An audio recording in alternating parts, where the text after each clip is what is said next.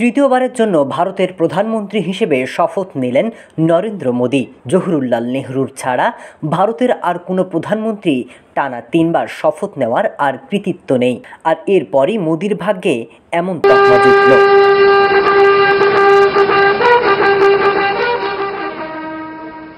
মোদীর শপথ অনুষ্ঠান ঘিরে রাষ্ট্রপতি ভবনে যেন চাঁদের হাট বসে।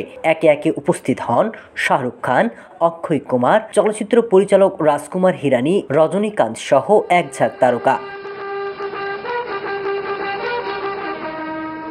রাষ্ট্রপতি ভবনে ছিলেন বাংলাদেশের প্রধানমন্ত্রী শেখ হাসিনা, শ্রীলঙ্কার প্রেসিডেন্ট রনিল বিক্রমসিংঘে, মালদ্বীপের প্রেসিডেন্ট মোহাম্মদ মুইজ্জু, ভুটানের প্রধানমন্ত্রী শেরিং তোবগে, নেপালের প্রধানমন্ত্রী পুষ্পকমল দহল, মরিশাসের প্রধানমন্ত্রী সহ দেশি বিদেশি 8,000 অতিথি।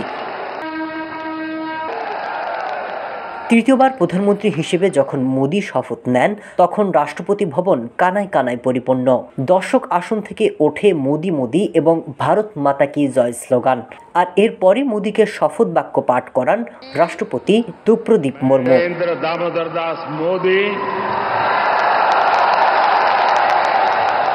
ईश्वर की शपथ लेता हूं कि मैं विधि द्वारा स्थापित भारत के संविधान के प्रति सच्ची श्रद्धा और निष्ठा रखूंगा।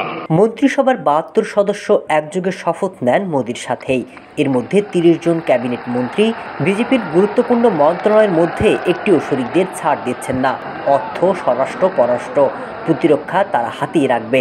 টিডিপি এবং জেডিইউকে একটি করে পূর্ণমন্ত্রী এবং প্রতিমন্ত্রী পদ দেওয়া হচ্ছে।